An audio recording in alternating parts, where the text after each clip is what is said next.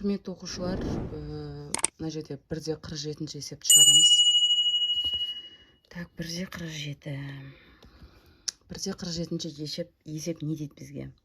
3 қой, 1 сиыр күніне 11 килограмм жем жейді. 1 қой мен 3 сиыр күніне 17 килограмм жем жейді. Күніне 1 қой мен неше килограмм, 1 сиыр неше килограмм жейді дейді. Бұл жерде қой, сиыр дегенді А мен В немесе X, Y деп белгілеп алсақ болады. Так, біз В деп қойды белгілесек, А деп сиырды белгілеп балалар. Сонда біз жүйе құрған кезде 3 қой, 3 В плюс 1 сиырымыз А болады, бұл тең 11 килограмм. Ал енді бізде 1 қой болса, В плюс 3 сиыр 3А тең 17 килограмм жейді екен. Енді мына біріншісінен біз Аны өрнектеп алайық В арқылы. А тең 11 азайтылғаны 3В болса, енді оны мен мына жаққа қоямын. Так, В плюс 3, 11 азайту 3В болады. Тең 17 килограмм. Осы жерде мен В-ны тауып алайын. В-ны табу үшін В плюс 33 азайтылған 9В тең 17. Номинал азайтсам минус 8В, 17 азайтылған минус 33, минус 8В тең минус 16, В тең бөлжесем 2-ге тең болады. Енді бұл 2-ні қоямда, мына жерде В арқылы Аны тауып аламын. Енді Аны табатын болсам, так, 11 азайтылған 3 көбейтілген 2. Сонда 11-ден 6-ны азайтсам 5 шығады менде. Түсіндіңіздер ме? Сонда күніне қой 2 килограмм жесе, сиыр 5 килограмм жейтін болады деген сөз балалар. Ал оқушылар енді 1-де 48-ші есепті шығарайықшы. Бұл да тура 147 сияқты шығарылады, Так, 1-де 48. Так, қалай шығарамыз? Бұл жерде де біз не құрамыз? Аны не деп аламыз? Аны дәптер деп. Так, күнделікті В деп аламыз, күнделік. Енді осы бойынша біз жүйе құрайық. Так, бізге 20А деп жазамыз, себебі бізде 20 дәптер. 20 дәптер плюс В тең 125 теңге төлеген. Сонда оқушы дүкеннен 20 дәптермен бір күнделік сатып алған, оған 125 теңге төлеген. Ал бір дәптермен бір кітап алу үшін бұл 30 теңге төлеген. Осы теңдеуден мына жерде Аны В арқылы өрнектеп алсақ, қараймыз. Біріншісінде Аны А тең 30 азайтылған В болады. Енді бұны барамда мына жердегі Аның орнына қойып есептеймін. 20, так, 30 азайтылған В плюс В тең 125. Так, мынаны көбейтсем 600 болады. Азайту 20В плюс В тең 125.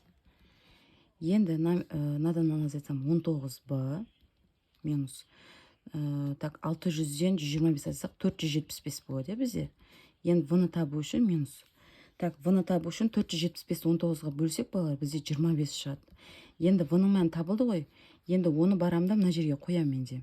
Сонда Аны табу үшін не істейміз? Аны табу үшін, так, 30-дан азайтамыз 25-ті. Бұл деген сөз 5 деген сөз, Сонда біреу 5, біреу 25 деген сөз. Балалар, енді 1-де 49-шы номері, 1-де 49-шы есепті шығарайық. Енді бұл жерде 24 жұмысшыдан құралған бригада 4 тапсырманы 6 күнде орындады. Осы тапсырманы 36 жұмысшы құрылған бригада неше күнде орындайды деген. Бұл пропорция келіп тұр бізде. Так, 24 жұмысшымыз 6 күнде, ал 36 жұмысшы бізде қанша күнде? X күнде орындайды. Бұл жерде балалар қарасаңыздар, бізде кері пропорционалдық неге пропорцияға келіп тұрды. Енді мына жерде орындар алмасады бізде, қарасаңыздар. Сонда 24-те X, 36-да 6 деп жазып аласыздар. Енді бұл жерден X табу үшін, Так, не істейміз? 24-ті 6-ға көбейтіп, оны 36-ға бөлеміз. Сол кезде бізде 4 шығады балалар. Сонда бригада, 36 жұмыстан құрылған бригада бізде 4 күнде орындайды екен. Так, балалар, енді 151-ші есепті шығарайық, номер.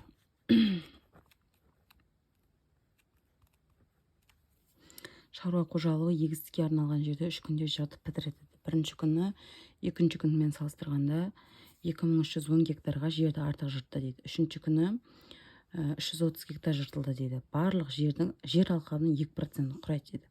Бірінші және екінші күндерде неше гектар жер жыртылды, соны анықтау керек болып тұр енді бізге. Енді бұны анықтау үшін бізде x күнде 3 күнде жыртылып тұр ғой бізде. Бірақ қанша жаңағы гектар екен белгісі да бізде. Енді бірінші күні дейді. Бірінші күні екінші күнмен салыстырғанда 2310 гектар артық болып тұр дейді. Екінші күні x гектар болып тұр да бізде енді. Ал үшінші күні бізде 330 гектар жыртылған дейді. Бұл жалпы гектардың 2%-ын құрайды деп тұр бізде.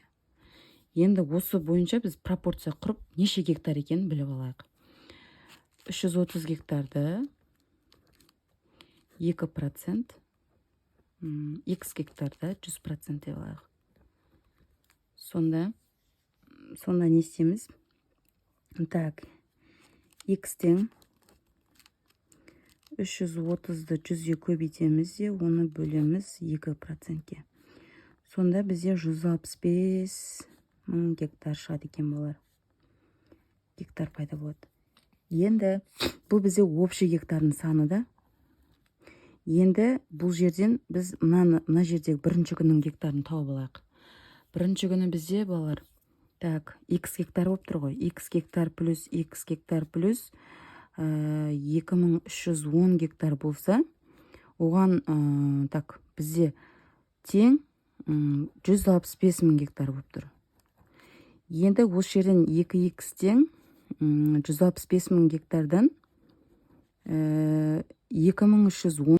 Енді мына жерден азайт жерсем балалар, сонда 2x тең менде мына жерден азайтсам, так, 162.360 қалады. 162.360 қалады екен балалар. Енді оны 2-ке бөл жерсем менде 81.180 қалады.